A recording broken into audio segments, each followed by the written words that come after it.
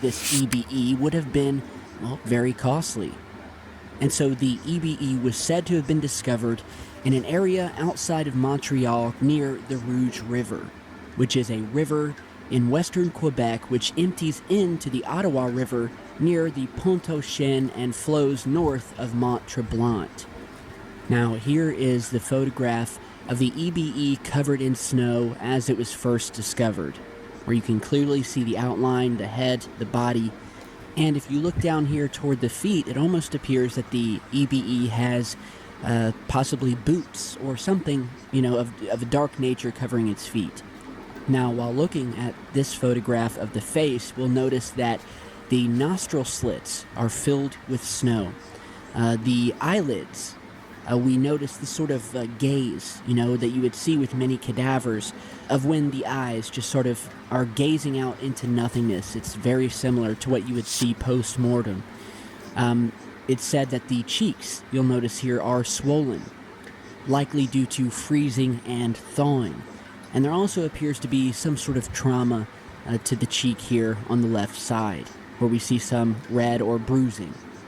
Now, you can also notice here that the eyes of the EBE look very similar to humans. Well, that's another question that's been asked, is that are the whites that we're seeing in the corners of these black eyes simply snow that have gathered in the corners, or are these actual whites of the eyes? It's also been asked whether these eyes are covered with black contact lenses that these alien grays have been found wearing, almost as a shielding of sorts, like you and me would wear a pair of glasses. Now, likewise, as we're looking at the neck area here, there seems to be some similar anatomy to what you would find on humans, such as the Adam's apple, the esophagus, and the trachea. We can also see in some of the photos what appears to be a rib cage, or at least the ribs popping out through the skin, along with clear shoulder blades as well. So this thing is very anatomically correct, I guess you could say, which definitely errs on the side of it being real. But again, I will leave that up to you guys. Now, there is a part of the video which shows the EBE being carried away using this rope or cable.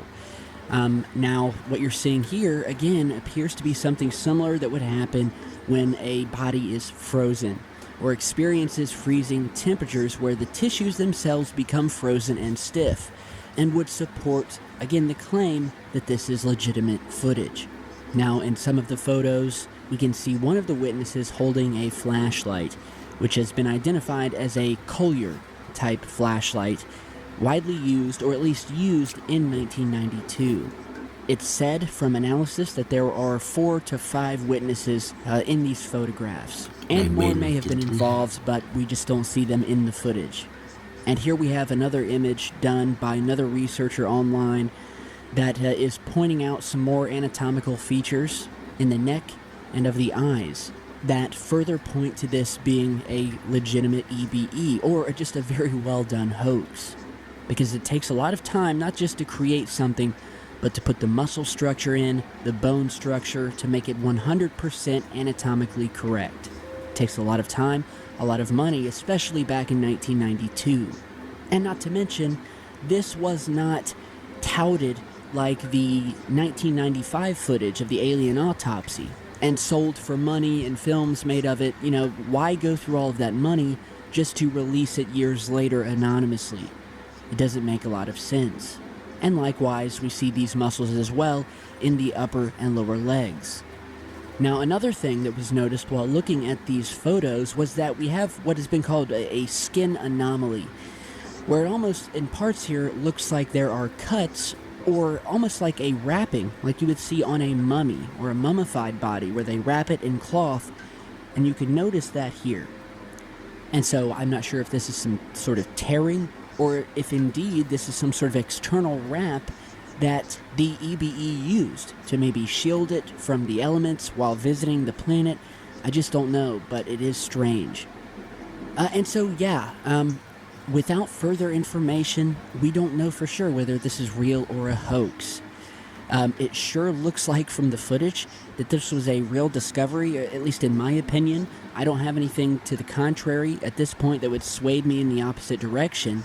If it was a hoax, You would think that they just would have taken pictures right there at the scene and not videoed them secondhand off of a video monitor, which was said to have been done under the advice of a UFO investigator.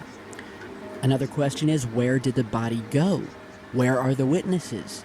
And why hasn't this footage gotten more notoriety? And that's what I'm hoping to do with the posting of this. So, very interesting finding. An explosive smoking gun finding, if this turns out to be legit. And so in the end, you guys are just going to have to watch the video. Tell me what you think. If I have any more updates, you can be sure I will post them. So stay safe, stay tuned.